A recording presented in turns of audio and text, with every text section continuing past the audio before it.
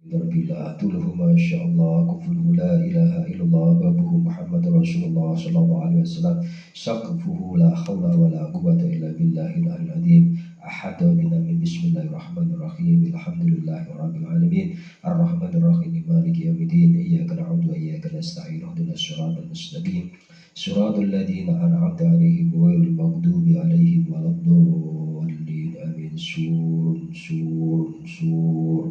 الله لا إله إلا هو الحي القيوم لا تأخذه سنة ولا نوم له ما في السماوات وما في الأرض وهو الذي يشفع عنده إلا بإذنه يعلم ما بين أيديهم وما خلفهم ولا يحيطون بشيء من علمه إلا بما شاء وسع كرسيه السماوات والأرض ولا يؤوده حفظهما وهو العلي العظيم إن استدرت الملائكة بمتنة الرسول بلا خندق ولا سور من كل قدر مقدور وحذر محذور ومن جميع شرور تترسنا بالله من عدو الله من ساق عرش الله إلى قوي أرض الله بمئة ألف لا حول ولا قوة إلا بالله العلي العظيم عزيمته لا تنشق بمئة ألف لا حول ولا قوة إلا بالله العلي العظيم صنعته لا تنقضي بمئة ألف لا حول ولا قوة إلا بالله العلي العظيم اللهم إن أحد أرادنا بسوء من الجن والإنس والأنفس من بشر أو شيطان أو سلطان أو وسواس فرددنا نظرهم في انتكاس وقلوبهم في وسواس وأوديهم في إفلاس وأوبقهم من الرجل إلى رأس الناس في سحب جسد أو بلا من جبل يطلع بمئة ألف لا حول ولا قوة إلا بالله العلي العظيم وصلى الله على سيدنا محمد وعلى آله وصحبه وسلم والحمد لله رب العالمين بسر الفاتحة الحمد لله رب العالمين إياك نعبد وإياك نستعين اهدنا الصراط المستقيم صراط الذين أنعمت عليهم غير المغضوب عليهم ولا الضالين آمين بسم الله الرحمن الرحيم بسم الله الرحمن الرحيم قال المؤلف رحمه الله تعالى ونفعنا الله في علومه في الدارين آمين Bismillahirrahmanirrahim. Masih dalam bab lupa. Bismillahirrahmanirrahim. Ja'a datang fil khobari di dalam hadis anin Nabi dari kanjeng Nabi sallallahu alaihi wasallam. Annahu sesungguhnya kanjeng Nabi kola bersabda Nabi. Maksudnya maktubun maksud ditulis ala sakil arsi atas ujungnya aras ditulis ini ana mutiun man atoani ana utawi saya iku mutiun orang yang taat, orang yang mengikuti man pada orang atau ani yang taat sapa orang pada saya. Jadi ini ketika Rasulullah Isra Mi'raj. Ketika Rasulullah Isra Mi'raj itu kan dari Masjidil Haram ke Masjidil Aqsa, dari Masjidil Aqsa sampai langit sak 7, dari sak 7 sampai Sidratul Muntaha. Nah dari itu naik lagi ke Mustawa. Di situ ada arasnya Allah. Kemarin kan saya katakan bahwa makhluk yang paling besar itu adalah arasnya Allah. Matahari itu besar, tapi masih ada yang paling besar, tidak ada yang banding. Makhluk tapi, nah, itu pada ciptaan Allah itu yang paling besar adalah arasnya Allah. Dan ini nanti ketika kiamat termasuk yang dikehendaki tidak rusak. Nah, itu arasnya Allah. Nah di situ ketika Rasulullah itu Mi'raj, di situ di ujungnya itu ada tulisannya begini di arasnya Allah, ana mutiun man atoani, saya taat atau saya mengikuti pada orang yang taat pada saya, wa muhibbun man ahabbani, dan mencintai orang yang cinta pada saya, wa mujibun man da'ani, dan mengijabahi atau menyembadani orang yang berdoa kepada saya, wa ghafirun liman istaghfaroni, dan mengampuni dosanya liman bagi orang istighfar yang meminta ampun sapa orang ini pada saya. Tulisannya itu. Jadi saya mengikuti pada orang atau saya taat pada orang yang taat sama saya. Saya mencintai orang yang cinta pada saya, dan saya menjawab atau mengijabahi orang yang berdoa pada saya. Saya mengampuni pada orang yang minta ampun pada saya. Itu tulisan di atas ars. Bayang bagi maka sebaiknya lil akili bagi orang yang berakal, maksudnya akali waras, opo ayutia supaya taat supaya si orang Allah pada Gusti Allah bil khaufi dengan takut wal ikhlasi dan ikhlas fi taatihi di dalam taatnya orang, warido dan ridho bikodoihi dengan takdiri Allah, takdiri dengan kepastiannya Allah, wasobru dan sabar ala balaihi atas cobane Gusti Allah, wabis syukri dan dengan syukur ala nakmaihi atas beberapa nikmate Allah, wal qanaatu dan nerima bi'iktaihi dengan peparingi atau pemberiannya Gusti Allah. Yaqulu berfirman sapa Allah Gusti Allah Ta'ala fil hadis qudsi di dalam hadis qudsi, malam yardo bi qodoi walam yasbir ala balai walam yashkuru ala nakmai walam yakna bi atoi falyatlub robban siwai. Ini ada kemarin dulu kan sudah diterangkan, barang siapa yang gak ridho dengan keputusanku dan tidak sabar atas cobaanku dan tidak syukur atas nikmatku serta tidak menerima atas pemberianku, falyatlub robban siwai, cari Tuhan selain aku, kata Gusti Allah. Nah ini intinya kita itu disuruh takut taat kepada Allah itu dengan rasa takut. Memang perintah takut kepada Allah itu di Al-Quran lebih banyak daripada takut sama yang lain. Gitu? Neraka, iya takut sama neraka ada perintah. Tapi kalau di watakullah, kata-kata takut, perintah takut kepada Allah itu lebih banyak daripada takut sama selain Allah. Neraka memang dahsyat. Ada perintah takut, memang dahsyat di situ. Tapi lebih banyak disuruh takut kepada Allah. Bagaimanapun apa yang terjadi ini pasti atas kehendak Gusti Allah. Berarti Allah itu subjek yang super power. Tidak bisa ada kekuatan lain yang bisa menyamai Gusti Allah. Dan kita sebagai makhluknya itu yang sangat lemah di hadapan Gusti Allah, maka disuruh hanya bertakwa, takut kepada Allah saja. Jadi ketika taat itu bersama takut dan ikhlas, semuanya atas kehendak Gusti Allah. Nek pancen diberi nikmat ya berarti banyak bersyukur, nek misalnya dicoba ya berarti banyak sabar dan menerima apa yang sudah diberikan kepada Allah, bukan menghujat-hujat Gusti Allah, nyalah-nyalane Gusti Allah, suudon ning Gusti Allah. Nah ini akan namanya mendapat murkane Gusti Allah. Malah di sini malah tantangannya seperti itu. Fadliat truk robban siwai, cari Tuhan selain saya. Nah itu begitu. Bismillahirrahmanirrahim. Bismillahirrahmanirrahim. Mana tadi? Waqala rajulun. Waqala berkata sapa rajulun laki-laki lil Hasan al-Basri.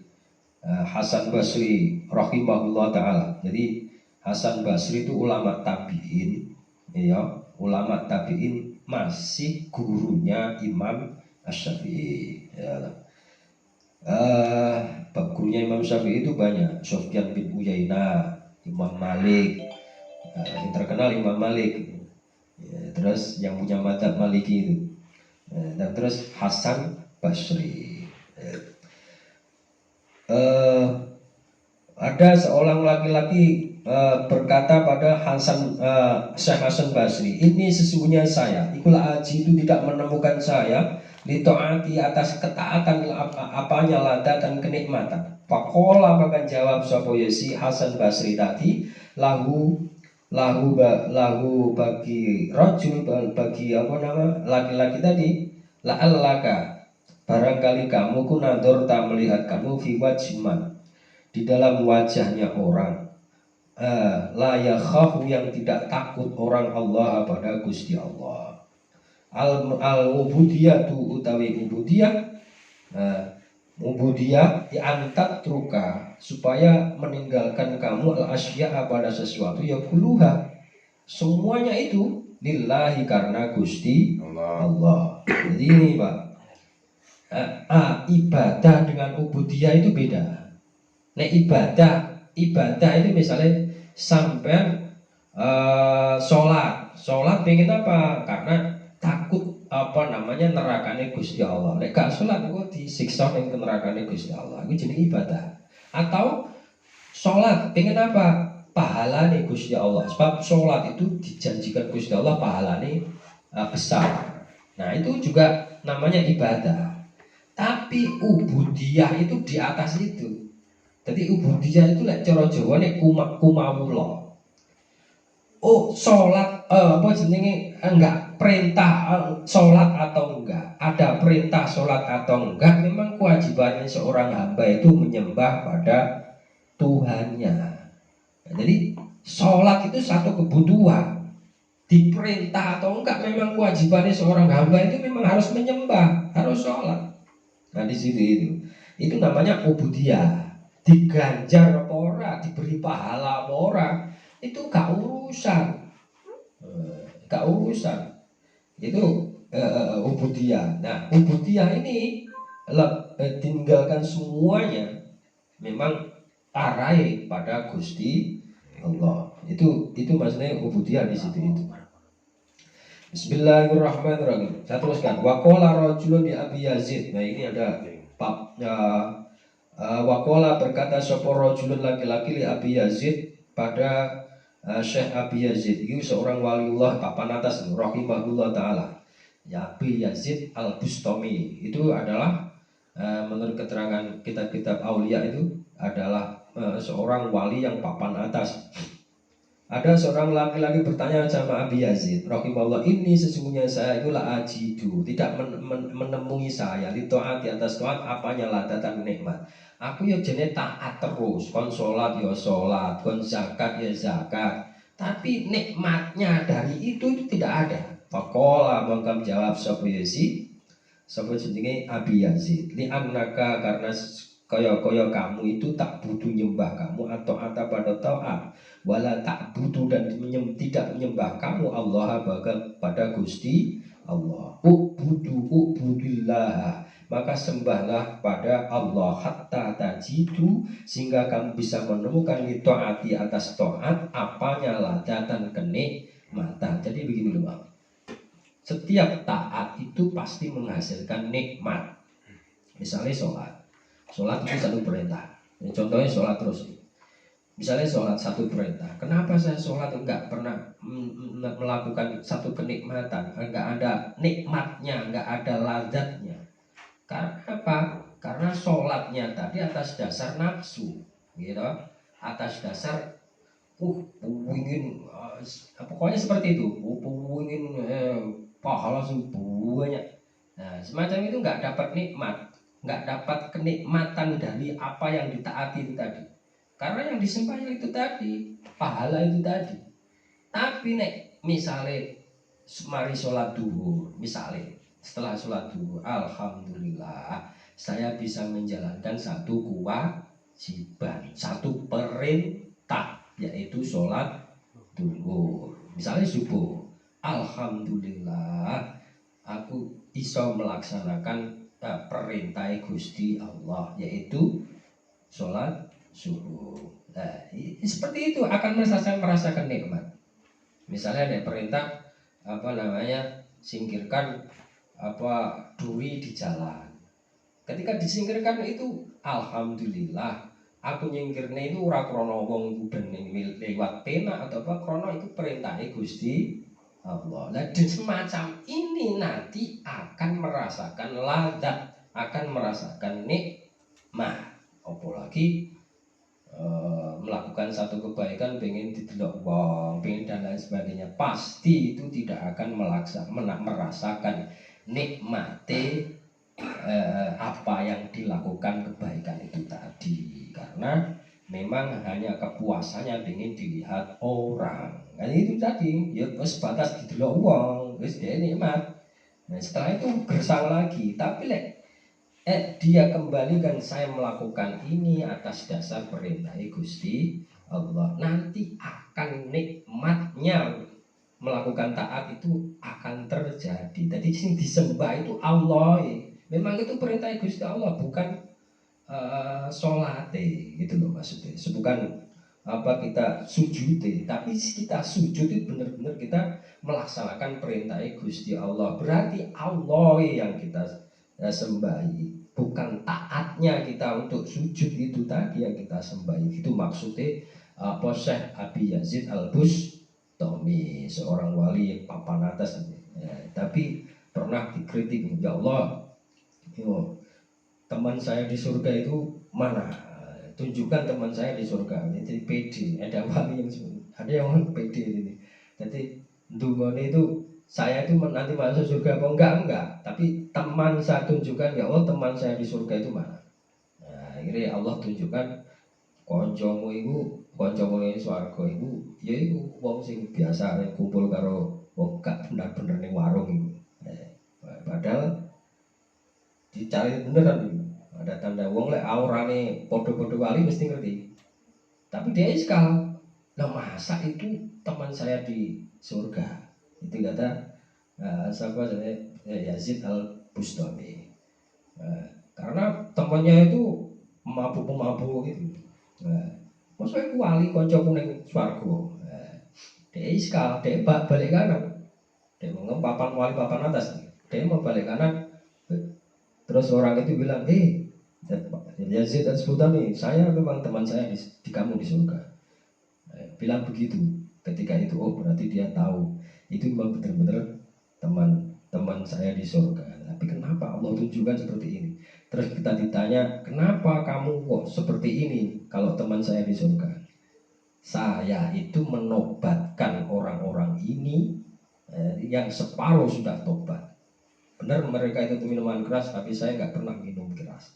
Jadi saya menobatkan orang-orang ini separuh sudah tobat. Sekarang yang separuh harus tugasnya kamu. Ditantang seperti itu. Yazid Al-Bustami, temanmu suruh melihat wajah saya, dia insya Allah pasti tobat.